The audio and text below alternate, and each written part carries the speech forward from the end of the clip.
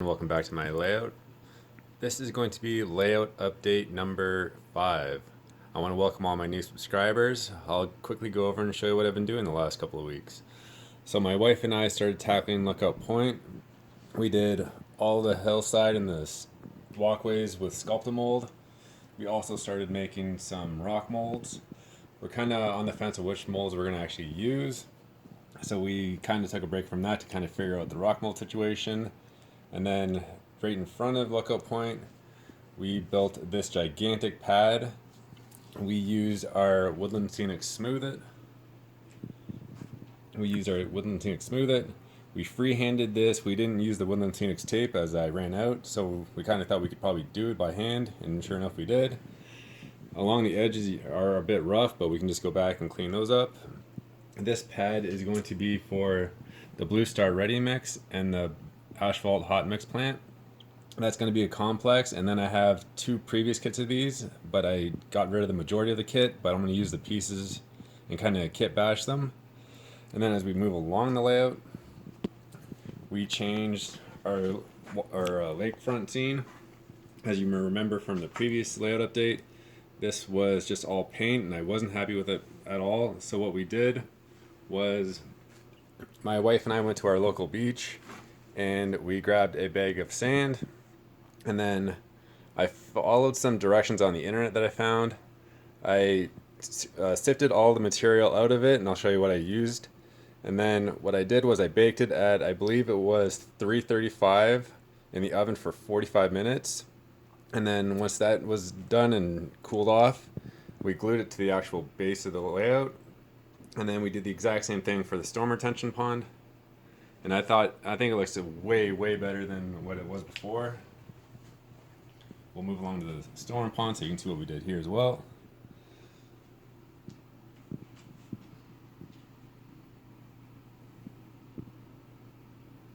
And then for the 24-hour tow yard, I just roughly have some of the corrugated fence up. All I did was drill holes into the layout and then stick some fencing in.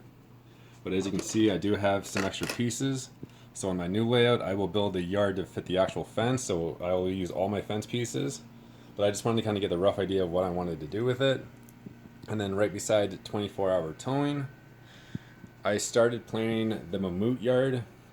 As you remember, I got this crane and some crane pieces in my previous mail call. Sorry about my arm. So I just kind of did a rough sketch of what I want the yard to look like.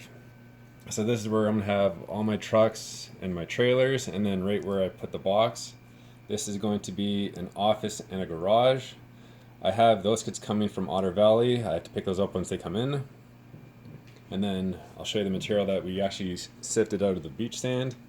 So when we went to the beach, I brought a Ziploc bag with us, as you can see on your left. I just filled that up with beach sand, and then I came home, I laid it out on a baking pan. I went through and sifted all the big material out of it, and then once it had cooked, I went through with a strainer and I took all the small material. As you can see, this material I can use for Lookout Point and just pretty much anywhere around the layout as it's nice and small. So this is what I started with, that's what I ended with, and then I have a huge bag of sand that I can use for other parts of my layout, Lookout Point or anywhere else that I can really find it. If not, I can use it for my next layout. And we'll move along. As you can see, we made a lot more rock molds. But I want to ask all my viewers, this is the material that I get out of my cup when I make rock molds. And I find it would be a waste of material to just get rid of it. So if anybody has any ideas that I can kind of incorporate in my layout, I'd really appreciate it, because I just don't want to get rid of it if I can actually use it for a scenery material. These are old kits that I have. These were my first kits and I completely butchered them when I tried to paint them. So I got rid of those, but I have detail pieces I'm going to keep. And then we'll move these out of the way. And then as you can see on the road, I have a rough idea of where I'm going to put my waste management yard. This is going to be my main entranceway here. I'll have my garage. This will be for my parking. And then I might add some scales. I'm not really sure yet, as I do have the Walthers truck scales. And then what I'm thinking between the waste management yard and the Mammoot Yard This area right here where I have all my rocks, this is going to be the parking garage and the Ashmore Hotel.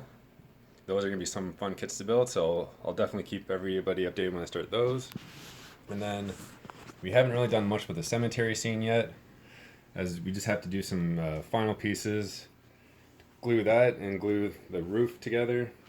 And then we have all the grave markers and all that to do as well. We're going to place some rock molds along here. And then right beside us, we have my Hydra 1 plant, which is completely done, as you can see. The only thing that I have to do is glue those roof vents on the very top. Those are not the actual roof vents that came in the kit, but my wife and I agreed that those look a lot better than what the ones that actually came in the kit. So all I have to do is glue those down, and then that kit is completely done. I will come back later and add some detail pieces like security cameras, like a security fence, and all that. I've seen that from Otter Valley, so I'll be sure to pick those up. And then moving off here, my wife was awesome enough to paint all these very, very small curb pieces, as you can see in front of the trucks. Right here, we've painted all those. So we have extra, so what I'll do is I want to get some more hydro trucks and I want to detail them. So we'll actually use all those for the Hydra 1 plant.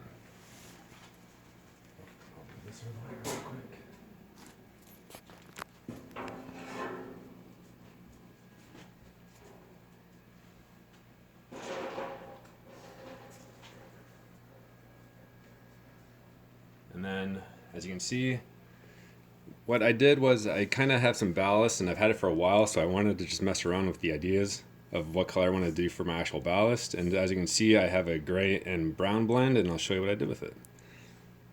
So we'll move along here. As you can remember, this is my Tropicana build. As you can see, I'm almost fully done, and I did misspeak when I actually started building this kit. I said the piece on the bottom there, that was the base, and it's actually the roof piece. It'll go along here, and then these wall pieces that are actually on the roof, that is an actual different room that it goes on the roof by itself. So I just gotta finish that kit. And then we've been making some extra scrap loads. As you can see on the right, that one is the metallic aluminum color. And then I started painting these today, and I used the Tamiya copper. I ran out of that, so that's why I only got as far as I did with those. So I gotta pick up more of that. And then the area that I was talking about with the ballast was I've had this car for many, many years. This is I believe it's an old Walthers Via rail car. And I was kind of content on not really using it on the layout, but I didn't want to get rid of it. So what I did was I completely stripped it down. I painted it. And then what I plan on doing is turning this car into a roadside diner.